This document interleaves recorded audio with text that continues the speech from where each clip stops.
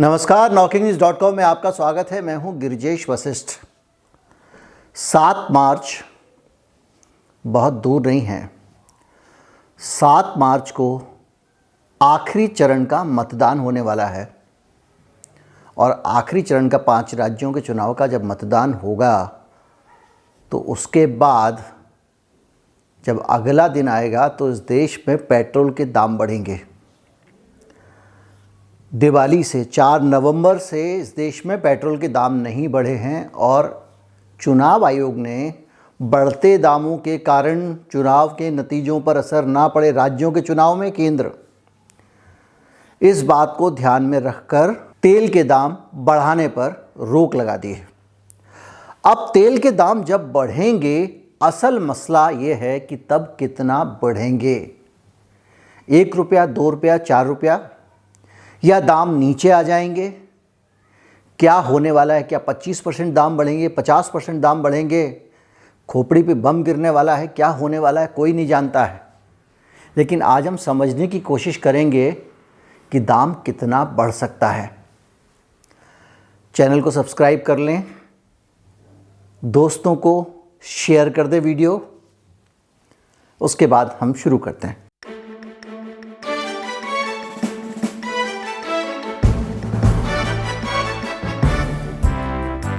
4 नवंबर के बाद पूरा नवंबर, पूरा दिसंबर, पूरी जनवरी, पूरी फरवरी और उसके बाद मार्च की 7 तारीख। अगर आप सीधे सीधे देखें तो करीब 4 महीने मोटा मोटा भारत में पेट्रोल के दाम वहीं की वहीं हैं। और चुनाव आने से पहले, चुनावों की घोषणा होने से पहले, पेट्रोल के दामों पे बंदिश लगने से पहले सरकार ने दाम थोड़े कम कर दिए थे।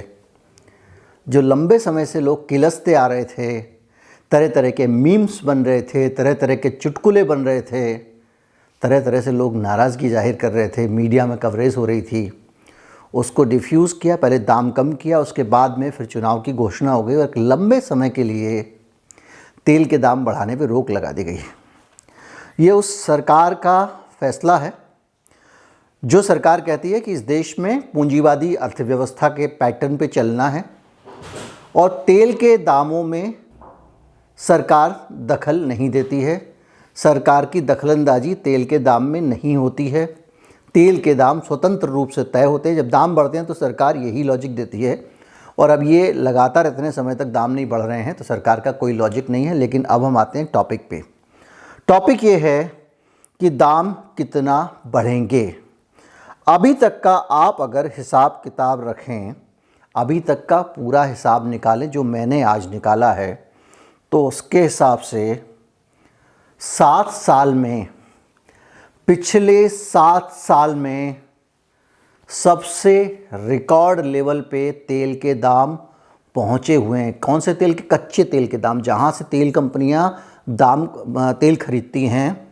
और भारत में चुनाव के कारण दाम नहीं बढ़ रहे हैं। इसका मतलब राम राम बाप बाप कर रही होंगी, दुखी हो रही होंगी, सर पीट रही होंगी तेल कंपनियां, घाटे में जा रही होंगी। घाटे में जाएंगी तो बेच देंगे, लेकिन एक बार भी बोल नहीं पा रही हैं।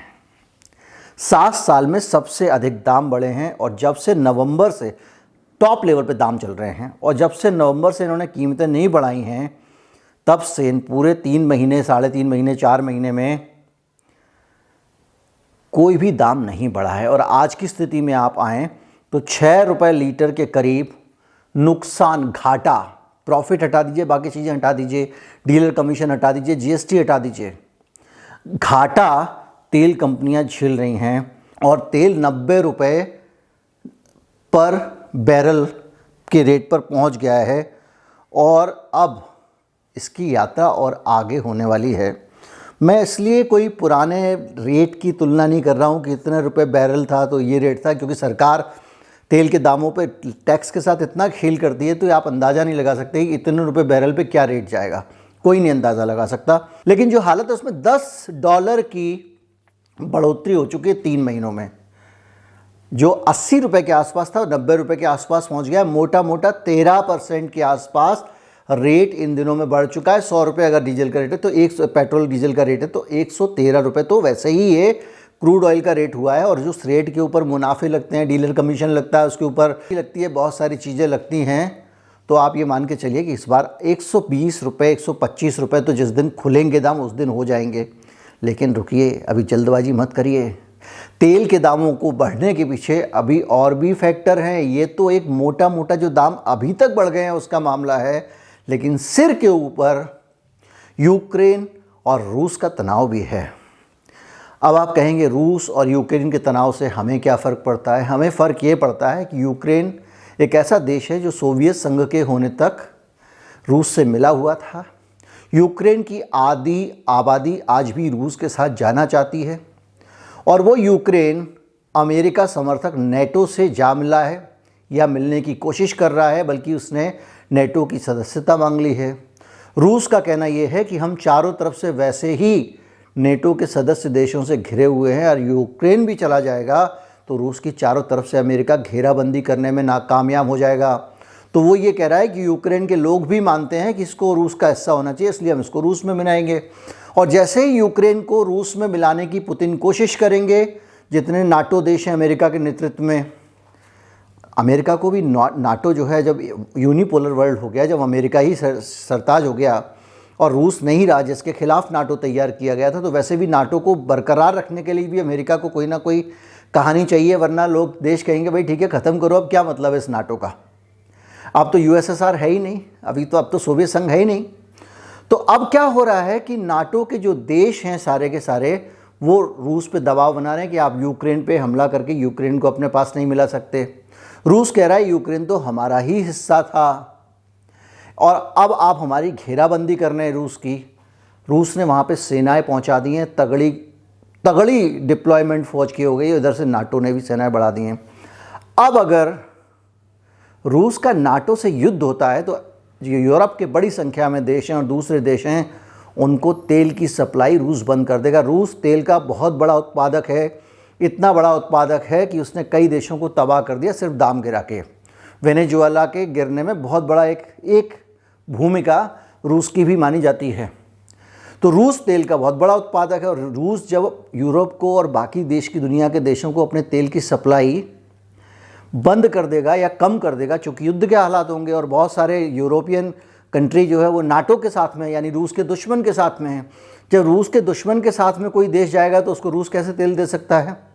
तो रूस तेल की सप्लाई कम कर देगा। जब रूस अपनी तरफ से तेल की सप्लाई नहीं करेगा तो जो ओपेक कंट्री हैं उनके ऊपर तेल की सप्लाई करने का प्रेशर बढ़ जाएगा, उनको ज़्यादा तेल उत्पादन करना पड़ेगा। और जब उनके तेल की डिमांड बढ़ेगी और युद्ध का फ़ायदा उठाकर वो डिमांड बढ़ाना भी चाहेंगे, तो ऐसे में तेल का, कच्चे तेल का दाम 25%, 30%, 40% भी बढ़ सकता है। इसकी कोई सीमा नहीं है कि कहाँ तक जाएगा, कोई इसका अंदाज़ा नहीं लगा सकता।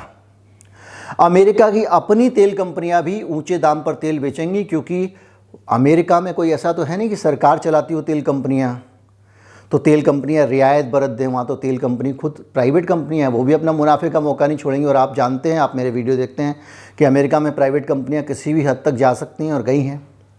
तो ऐसी हालत में ऑयल की त्राहिमाम होने वाली है। और अभी जब तक ये रिजल्ट आएंगे, रिजल्ट से पहले जब काउंटिंग का आखिरी दिन होगा, यानी 7 तारीख को मार्च में, हो सकता है कि तेल का दाम एक ही झटके से 25 से 30 रुपये बढ़ जाए, अगर वहाँ पे कुछ गड़बड़ी हुई यूक्रेन और रूस की सीमा पे। और अगर नहीं भी होती है तो भी 15 रुपये तो आप मान के चलिए, 15-17 रुपये दाम बढ़ जाएगा। जो मोटा मोटा हिसाब लगाया जा रहा है क्रूड ऑयल की कीमतों के हिसाब से। इस बीच में बहुत सारे घटनाक्रम भी हुए हैं। सऊदी अरबिया का मामला पता है, किस तरह से तेल के कुओं पे ड्रोन हमले हुए हैं और दूसरी चीज़ें हुई हैं, उनका जो असर पड़ा है वो अलग पड़ा है। तो जो 125 रुपये का अंदाज़ा मैं बता रहा हूँ आपको, ये छोटा अंदाज़ा है। अगर ये बिल्टअप बड़ा हो जाता है और वाकई ये विश्व युद्ध वाली स्थितियाँ बन जाती हैं, जैसे कि कहा जा रहा है, क्योंकि पूरी दुनिया 2 खेमों में बंट गई है। अब भारत में ये 2 तरफ चलने के चक्कर में हम लोग भी फंसे हुए हैं। वो उस पर मैं अलग से वीडियो बनाऊंगा। ना तो रूस के साथ जा सकते, ना अमेरिका के साथ जा सकते, लटके हुए हैं हम हमारी सरकार की नीतियों के कारण। अच्छा खासा एक खाले में रहते थे, समस्या नहीं थी।